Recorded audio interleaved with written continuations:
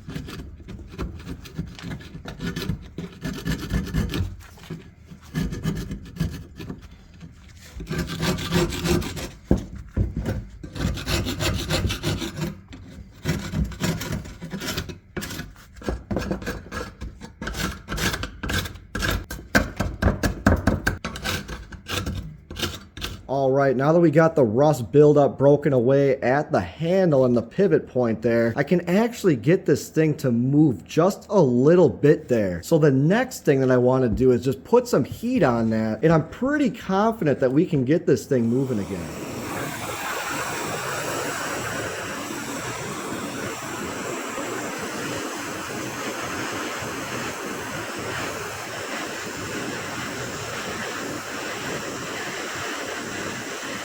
All right, we've been torching on that pivot point there for a while, and I'm getting more and more movement here, you guys. I don't want to be too rough with it and break it here. I'm just going to be delicate and work it back and forth here with just my fingers, getting it more and more every time there. You can even hear how rough that pivot point is still, but we got some good movement on there.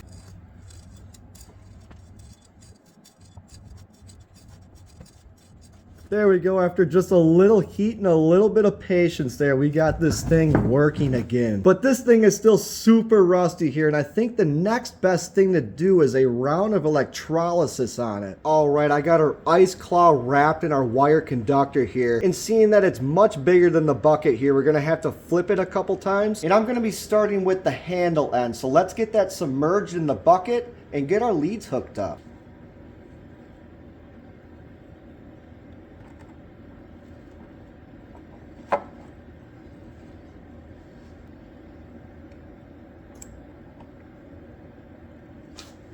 All right, we got the leads hooked up, and immediately you can see that chemical reaction down there. What's really happening is the rust is flaking off of our claw, and it gets magnetized to our rebar that's on the side of the bucket here as like an electromagnet. This process works fantastic, but I'm gonna leave this sit here for a couple hours, and I'm gonna check on it in a little bit. All right, we've had this in here for about 3 hours now, and it looks like we've made some good progress here. Look at that water. But let me take the leads off, and let's take a look at this thing.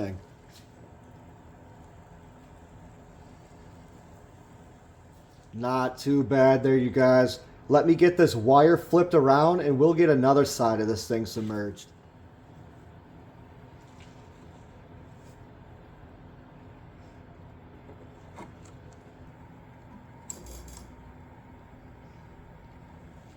I would say the electrolysis did a fantastic job of doing most of the work here, you guys. And after pulling it out of the bucket, this thing is pretty smooth here too, you guys. We are making some great progress. So the next thing that I would like to do is take a soft wire wheel on a drill all along here, you guys, and really check the condition of the metal and see if it's pitted or not.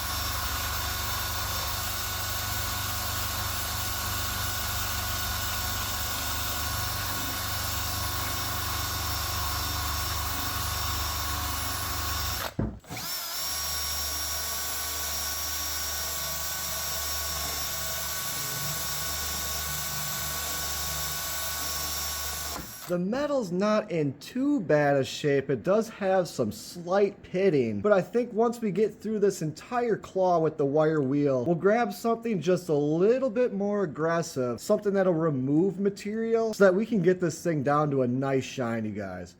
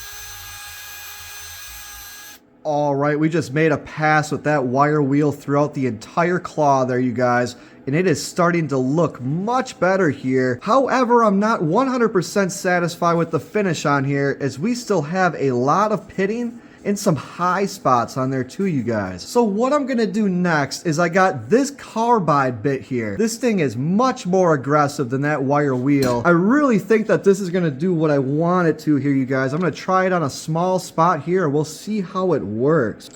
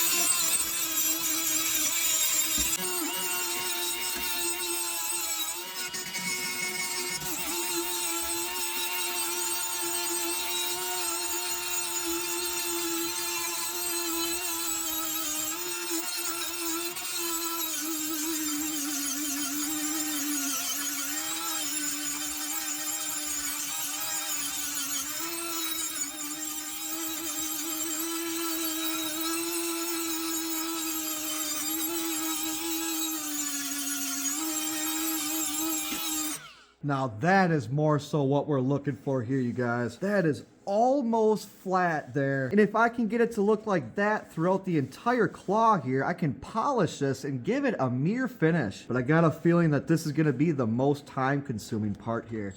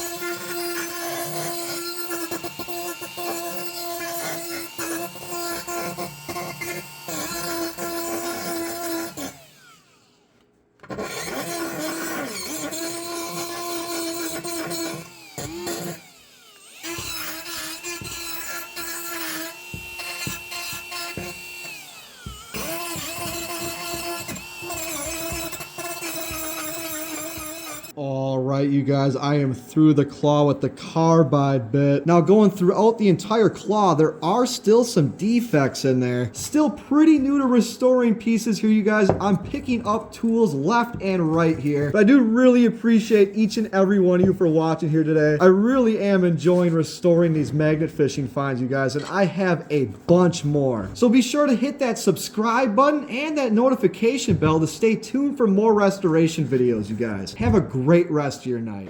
Oh my God, look. Wait. Ooh, look at that one, man. Oh Do you need help getting that up? Are you serious? That thing looks wild. That is awesome. What is that, a big clip? It looks like freaking bull horns. Yeah, dude, no kidding. Look at that, dude. It's truly a treasure.